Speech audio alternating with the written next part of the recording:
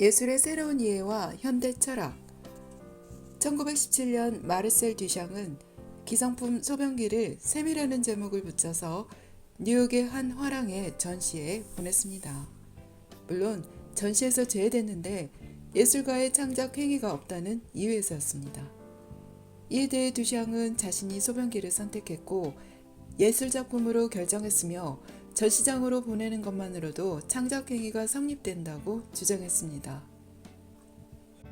작품의 창작이 반드시 예술가가 무언가를 그리거나 만드는 행위여야 한다는 전통적인 생각을 부정하려는 의도에서였습니다.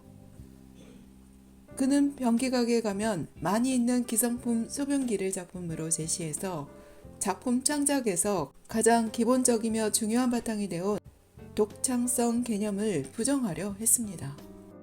몇 개의 원리나 미학이 지배해온 전통 예술론에 관한 반발이라는 목적도 있었습니다. 다다라는 반예술 운동은 이렇게 탄생했습니다.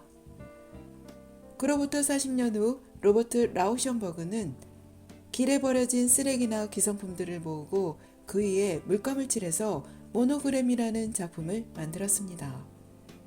이것저것 잡다한 것들을 모아서 결합했다는 뜻에서 아상블라주라고도 하고 기성품과 물감 작곡 같은 회화적 요소를 결합했다는 점에서 콤바인 페인팅이라고도 합니다.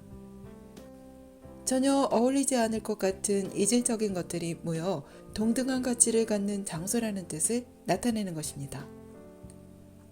여러 인종들이 모여서 같이 살아가는 뉴욕 사회 성격이 그렇고 의식과 무의식이 서로 충돌하면서 함께하는 인간의 내면 세계도 그렇습니다. 서로 다른 시기와 장소에서 창작된 미술작품들이 모여있는 미술관이란 장소가 그런 곳이라는 의미로 해석되기도 합니다.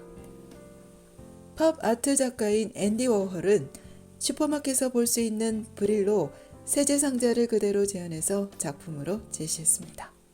합판으로 상자 모형을 제작하고 판화로 만든 포장지를 붙여서 제목도 브릴로 상자라고 붙였습니다. 일상생활에서 만나는 익숙하고 평범한 사물이지만 그것이 어떤 방법으로 제시되고 보이느냐에 따라서 미술작품이 될 수 있다는 것이 이 작품의 의도입니다. 워홀은 미술 창작이 곧 새롭고 난해한 것을 창작해야만 하는 것은 아니며 일상의 사물이나 행위가 예술이 될 때 그것을 접하는 사람들의 일상적인 삶 자체의 질도 향상될 수 있다고 주장했습니다. 이 작품들은 형식론의 순수 형식의 관점으로는 설명되지 않습니다. 조형적인 방법보다 예술이라는 행위, 예술을 대하는 태도, 예술과 사회의 관계 등의 관심을 나타낸 작품들이기 때문입니다. 이처럼 모더니즘 미술은 조형적인 문제뿐만 아니라 예술 현상 자체나 예술이 처한 상황 등의 다양한 분야에도 관심이 있었습니다.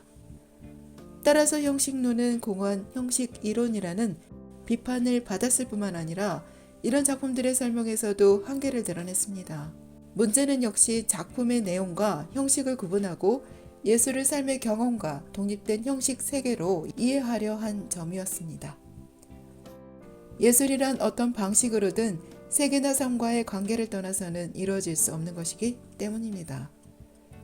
그래서 예술의 이해를 위한 형식론 대신에 새로운 관점이 요구되었고 미학자들은 인간의 삶과 세계를 전통 철학과 다르게 이해하는 현대 철학의 대표적 세 경향인 분석 철학, 현상학, 실존주의 등의 바탕을 둔 예술론에 주목했습니다. 전통 철학은 인간과 세계의 본질을 찾고 파악해서 거대한 사상 체계를 이루려 했고 변화무쌍한 인간의 삶과 세계의 배후에 그것들을 있게 하는 근원적인 것이 있다고 보았습니다. 그에 어떻게 접근할 것인가라는 방법을 찾으려 했습니다. 플라톤, 데카르트, 그리고 헤겔에 이르는 합리론 전통은 인간 정신과 이성에 의한 방법으로 세계의 구조에 대한 사상체계를 구축할 수 있다고 보았습니다. 경험론은 감각적으로 경험할 수 있는 것만을 참되다고 했고 현실적이며 실제적인 경험에서 그런 사상체계를 이루려 했습니다. 분석철학, 현상학, 실존주의는 이런 전통 철학에 대한 문제의식에서 시작됐고 서로 다른 방향으로 해결 방안을 제시하려 했습니다. 분석 철학은 철학이 세계를 직접 대상으로 하기보다 세계의 기술에 사용된 언어의 분석으로 향해야 한다는 입장입니다. 세계를 기술하는 언어의 구조나 기능을 분석하고 검토함으로써 세계의 구조와 특성에 다가갈 수 있다고 봅니다.